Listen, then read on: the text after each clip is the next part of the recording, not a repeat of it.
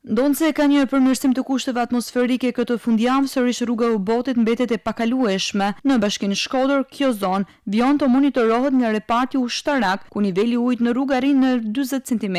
Strukturat mbeten në terren për të ndihmuar banorët dhe për të përballuar situatën sipas nevojave që shfaqen. Sipas Drejtorisë Rajonale të Ujitjes dhe Kullimit në Lezhë, infrastruktura e kullimit dhe mbrojtjes nga përmbytjet funksionon normalisht dhe nuk raportohet asnjë problematik. Moti sot është i kthjellët dhe me diell, sa i përket rrugëve. Pas një pune të gjatë dhe plotësimit të kushteve të sigurisë për ndërhyrje, është pastruar bora e rënë nga ortekët në zonën e qafthores. Aktualisht aksi është i pastruar, po kriposet dhe po kryen punime me frezë për zgjerimin e pjesëve kaluese. Qarkullimi në zonën e tuneleve bëhet vetëm me goma dimrore dhe zinxhir. Ekspertit paralajmërojnë se përgjatë orëve të drekës, moti mund të jetë i kthjellët dhe diell. Ndaj rritet edhe mundësia e aktivizimit të ortekëve, gjë e cila vën në rrezik edhe mbajtjen hapur të këtij aksi. Në Bashkinë Malësi e Madhe, Valldes, Puk dhe Fushares nuk raporton problematika nga strukturat e emergjencave civile. Autoritetet bëjnë thirrje për kujdes maksimal në zonat malore dhe për respektim të udhëzimeve të strukturave, duke garantuar që situata të mbetet nën kontroll dhe të minimizohen rreziqet për banorët.